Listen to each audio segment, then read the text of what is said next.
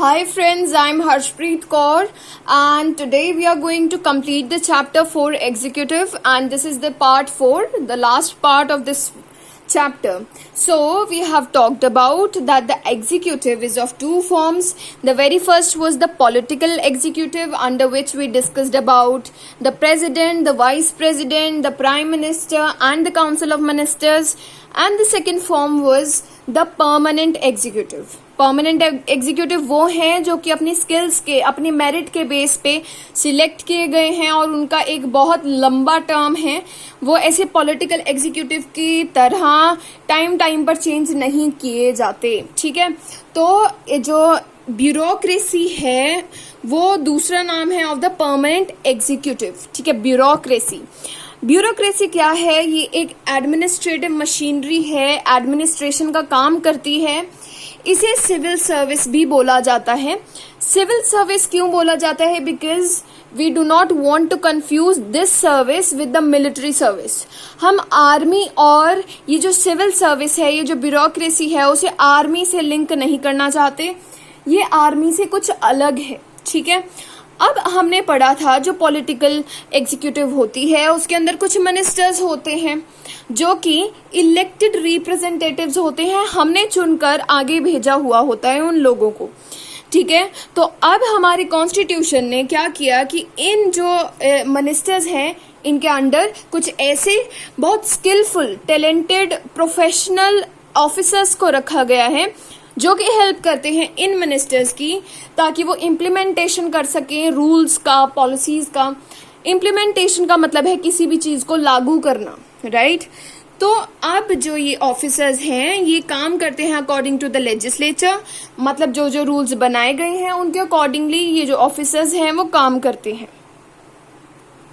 जो ये ब्यूरोक्रेसी होती है ये क्या है? नॉन पार्टीसन होती है. We have discussed this term. ठीक है, पार्टीसन का क्या मतलब होता है? वो लोग जो कि एक पार्टी के लिए काम करते हैं उसके फेवर में रहते हैं. बट नॉन पार्टीसन मतलब जो ऐसा नहीं करते. तो ये जो ब्यूरोक्रेसी है, ये जो सिविल सर्वेंट्स हैं वो नॉन पार्टीसन तरह से काम करते हैं. They are politically neutral. मतलब ये किसी भी एक पॉलिटिकल पार्टी के साथ नहीं रहते, ये गवर्नमेंट के साथ रहते हैं. जिसकी सरकार है उसकी मानते हैं. ठीक है, फॉर एन एग्जाम्पल एक सरकार थी तब भी सेम ब्यूरोक्रेसी थी. जो ये लॉज बनाती थी उन्हें इम्प्लीमेंट करती थी.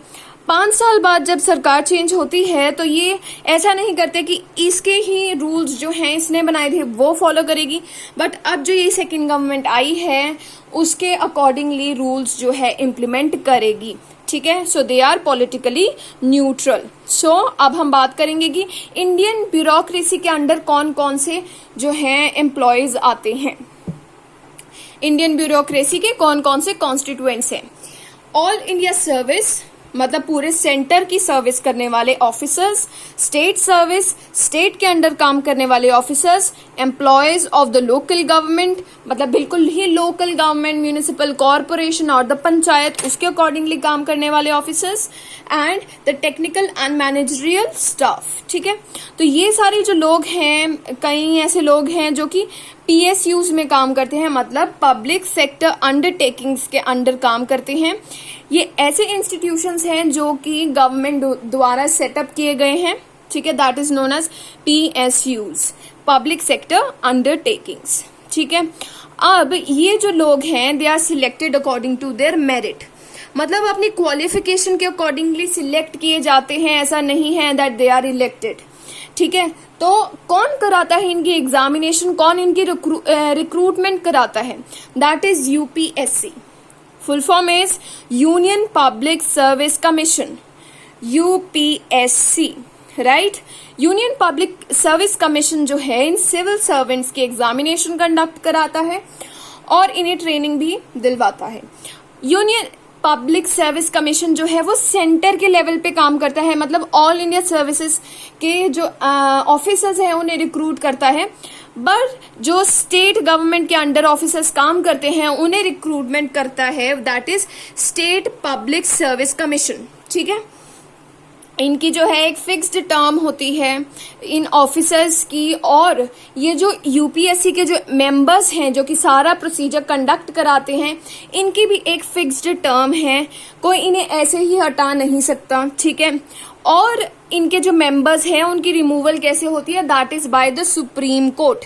सुप्रीम कोर्ट के एक जज जो है एक बहुत ज्यादा थॉरो इंक्वायरी कराएंगे अबाउट दैट मेंबर कि क्या वो सही से काम कर रहे हैं, ठीक है, तब इनका रिमूवल हो सकता है by the supreme court of India.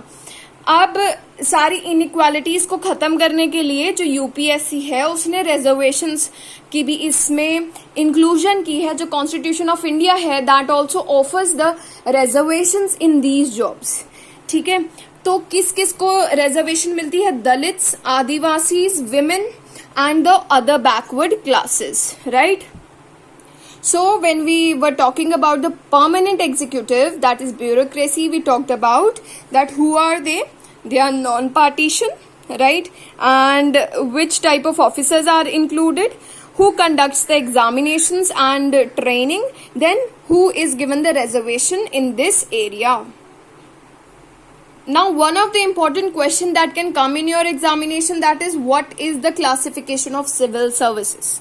ठीक है, 3 क्लासिफिकेशंस की गई हैं, all India services, central services and state services. जो ऑल इंडिया सर्विसेज हैं उनके अंडर 2 टाइप के आते हैं officers, that is Indian administrative service, that is IAS officers, then Indian police service, that is IPS officers. Central services के under आते हैं Indian foreign service, that is IFS, and Indian Revenue Service, that is IRS. After that state services के under आते हैं sales tax officers. आपको ये learn करना पड़ेगा। ऑल इंडिया के अंडर IAS एंड IPS, सेंट्रल सर्विस के under IFS and IRS, and state services के अंडर आता है सेल्स टैक्स ऑफिसर्स, ठीक है। अब आपको पता होगा कि किसी भी डिस्ट्रिक्ट के जो हेड होते हैं, सबसे ज्यादा इंपॉर्टेंट ऑफिसर होते हैं, उन्हें बोला जाता है कलेक्टर। कलेक्टर जो होते हैं एक्चुअल में एक IAS ऑफिसर होते हैं।